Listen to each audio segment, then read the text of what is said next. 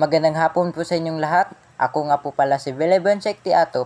Tatalakayin natin ang gender role ng Pilipinas. Ang Boxer Codex ay isang mahalagang manuskristo na nigawa ito sa Pilipinas noong panahon ng kolonyalismo ng Espanya.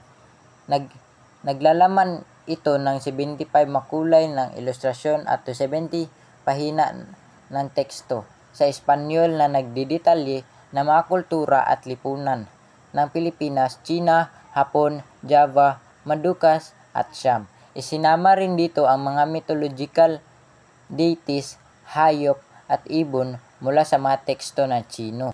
Noon, pinapayagan noon ng babae at lalaki na hiwalayin ang kanyang asawa. Mayroon pa ring makitang pangkiling sa mga lalaki. Halimbawa, kung gustong hiwalayin ng mga lalaki ang kanyang asawa, maaari niya itong gamitin sa pamamagitan ng pagbawi ng ari-arian na ibinigay niya sa panahon ng kanilang pagsasama. Subalit, kung ang babae ang pagnanais na hiwalayin ang kanyang asawa, wala siyang makukuha na ari-arian. Napaka-unfair, di ba, pag babae ka? Nung dumating na ang mga Amerikano sa ating bansa, ay nagdala ng ideya na kalayaan, karapatan at kapantay-pantay sa ating bansa. Dumating ang mga Hapon sa ating bansa sa pagsiklab ng ikalawang digmaang pandaigdigan. Ang kababaihan ay nagpatuloy pa rin sa kanilang mga gawaing bahay kahit may trabaho ka man o wala. Kasaysayan ng LGBTQ sa Pilipinas.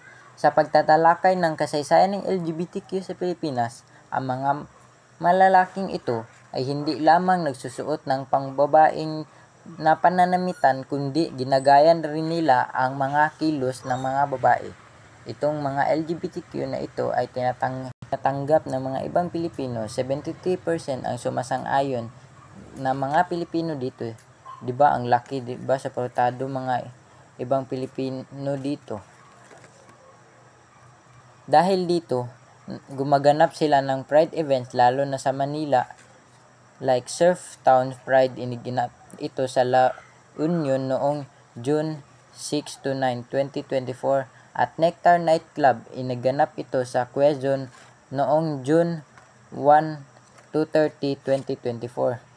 Sa panahon ng mga Espanyol, ilan sa mga babae lang ito ay nag-iiba ng gampanin dahil sa pagpapalaganap ng Kristyanismo.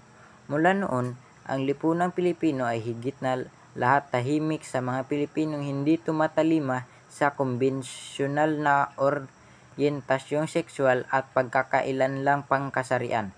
Noong dekada 60, ang pinaniniwalaang dekada kung kailan umusbong ang Philippine gay culture sa bansa. Sa mga panahong ito, maraming akda ang nailatala na tumatakay sa homosexualidad. Mababanggit ang mga akda ni na Victor Gamboa at Henry Fenestra-Lisatret at Luis Flores.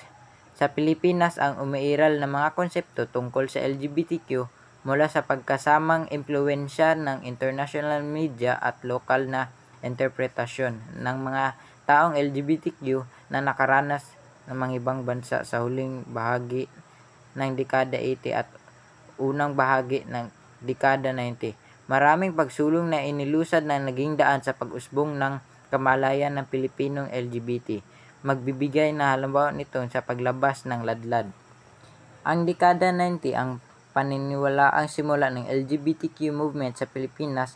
Itinatag ang Pro-Gay Philippines noong 1993, ang Metropolitan Community Church noong 1992, at ang UP Babaylan, pinakamatandang organisasyon ng mga mag-aaral na LGBTQ sa UP, noong 1992.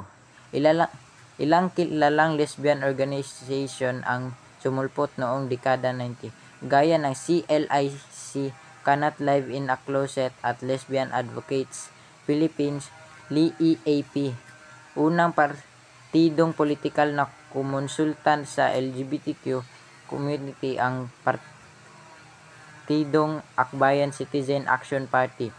Ang konsultasyon ito ang nagbibigay daan sa pagkabuo ng unang LGBT lobby group, ang Lesbian and Gay Legislative Advocacy Network o LAG.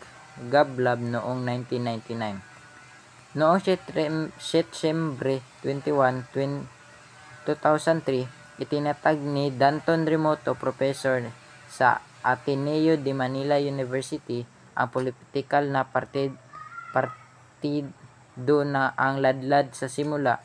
Hindi pinayagan ng COMELEC ang ladlad na tumakbo sa halalan 2010 dahil sa basehang imoralidad.